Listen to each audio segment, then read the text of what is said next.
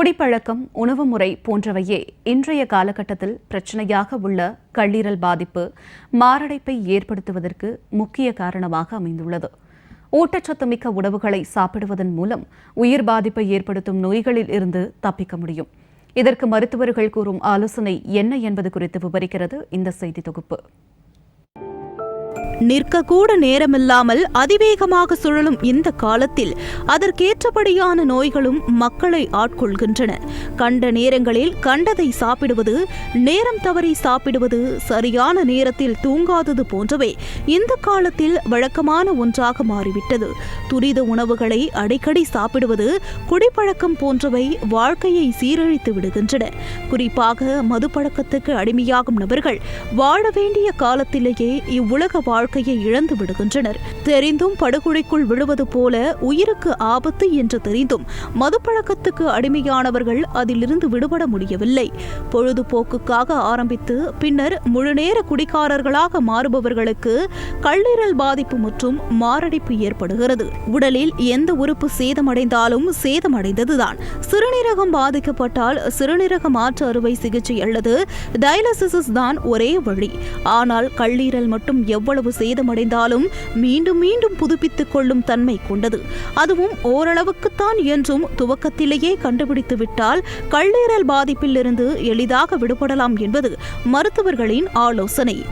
தமிழ்நாட்டில் இன்னைக்கு நிறைய ஆண்மகங்கள் குடிப்பழக்கத்துக்கு அடிமையானவங்க மனைவி அவங்க எல்லாமே ரொம்ப டெய்லி கண்ணீர் விடுறாங்க எங்க கிட்ட வந்து.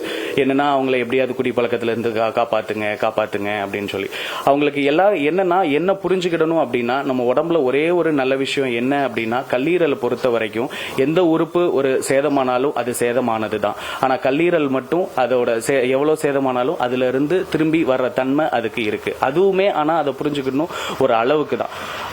இதே இப்போ வந்து ஒரு கிட்னி பாதிச்சிருக்கு அப்படின்னா அதுக்கு டிரான்ஸ்பிளான்ட் மட்டும்தான் பண்ண முடியும், இல்ல டயாலிசிஸ் பண்ண முடியும், அவ்வளவுதான். ஆனா அதாவது கல்லீரல் ஆரம்ப கட்டத்திலே பாதிக்கிறது தெரியுது அப்படின்னா நம்ம அழகாவே தவிர்த்துக்கலாம். முக்கியமா என்னன்னா குடிப்பழக்கத்தை. கல்லீரல் பாதிப்பு மற்றும் மாரடைப்பு ஏற்படுவதற்கு உணவு பழக்க வழக்கமும் மதுவும் முக்கிய காரணமாக அமைகிறது. இன்றைய காலகட்டத்தில் இதை மக்கள் சீரியஸாக எடுத்துக்கொள்ள வேண்டும் என்றும் ஆலோசனை வழங்கும் மருத்துவர்கள், விழிப்புணர்வு இல்லாததால் எவ்வளவு சம்பாதித்தாலும் அதனை மருத்துவமனைக்கு செலவழிக்கும் நிலை காணப்படுவதாக கூறுகின்றனர்.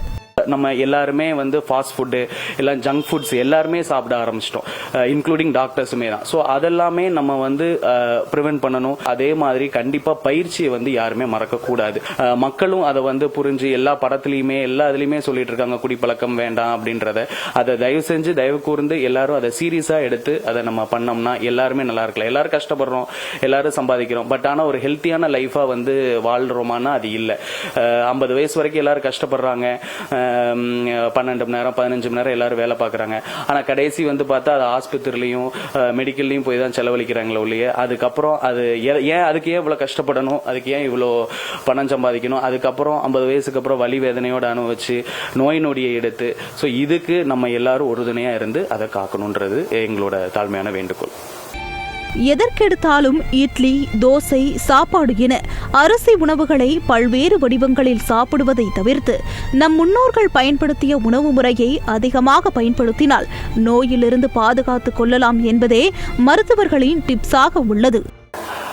அதாவது சாப்பாடை பொறுத்த வரைக்கும் என்னன்னா, நம்ம வீட்டில் இப்போ எல்லாருமே என்னன்னா வெறும் இட்லி தோசை, மத்தியானம் ஆனா வந்து சோறு, இதுதான் வந்து எல்லாரோட லைஃப் ரொட்டீன்லயுமே இருக்கு.